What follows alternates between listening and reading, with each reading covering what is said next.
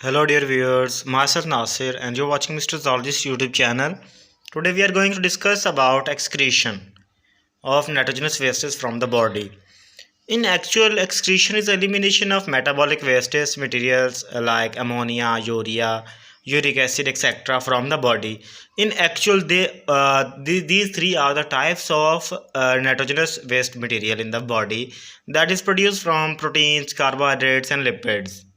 Nitrogen is primarily produced as a waste product in the process of metabolism, and there are three types of excretion: ammonotelicism, ureotelism, and uricotelicism. Ammonotelicism in actual are the fishes which excrete nitrogenous waste in the form of ammonia, whereas ureotelism are the organisms which release nitrogenous waste in the form of urea, whereas uricotelicism are the animals which excrete nitrogenous waste material in the form of uric acid. So, process of excretion of ammonia is called ammonotelism. Ammonotelic animals are aquatic, like invertebrates, aquatic insects, bony fishes, and aquatic amphibians. Nitrogen is highly toxic, so excretion needs excess of water, and that is only provided in the aquatic form. So, aquatic animals release ammonia. Ammonia is readily soluble in water and is excreted by diffusion through body surface or gill surfaces like in fishes or ammonium ions. Kidneys do not play any significant role in its the removal. Means to say ammonia is not removed or ammonia is not requires kidney for its removal from the body.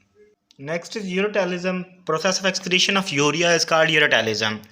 Urotelic animals includes cartilaginous fishes, terrestrial and semi-aquatic amphibians like frogs, toads, aquatic and semi-aquatic reptiles like alligators, turtles, mammals, etc. like humans. In liver, ammonia is converted into less toxic form that is called urea. So it needs only moderate quantity of water. 1 gram of ammonia requires 500 ml, whereas 1 gram of urea requires 50 ml of water. So it needs only moderate quantity of water for excretion.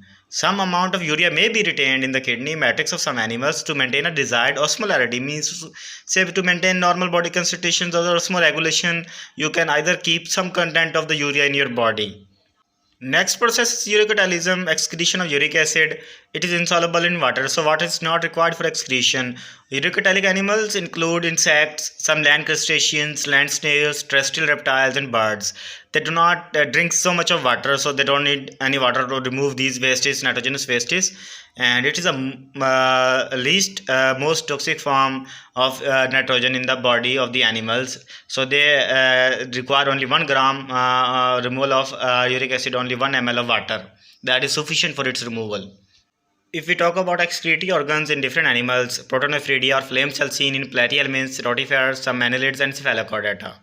Whereas nephridia in annelids, malpighian tubules in insects, antennal glands in crustaceans, prawns, kidneys in higher animals.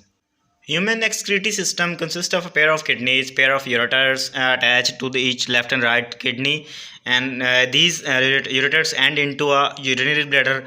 Urinary bladder has a urethra, which is a common opening in both male and female for the nitrogenous wastes. Kidneys also have a pair. Ureters also have a pair. One is urinary bladder, and urethra is a common opening, whereas one more opening is in the females for the reproductive process, that is called vagina, and anus for the elimination of feces. Whereas in males have one opening urethra that opens into a penis, which is a male copulatory organ, and anus for the removal of feces in men also. If we elaborate this structure in detail, that we have inferior vena cava and arteries and veins and capillaries.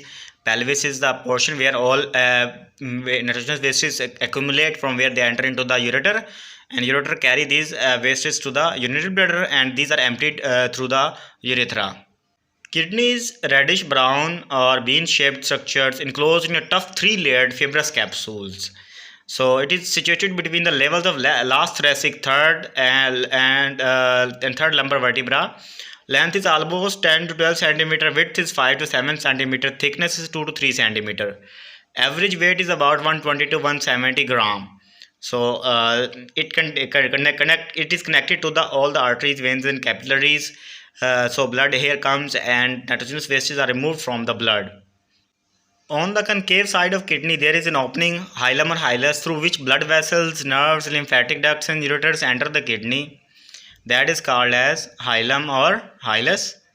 So next is major calyces and minor calyces, renal pelvis. These are all the parts of a kidney. So if we dissect a kidney along a longitudinal cross section, we will observe various structures. Outer portion of the kidney is called cortex, whereas inner is called medulla. Medulla portion contains nephrons. A kidney has outer cortex and inner medulla.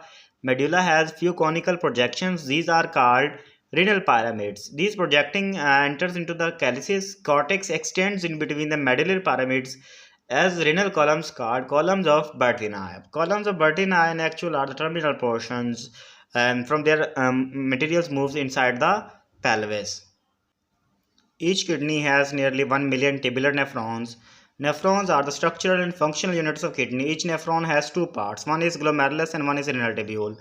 Glomerulus is the network of capillaries, whereas renal tubule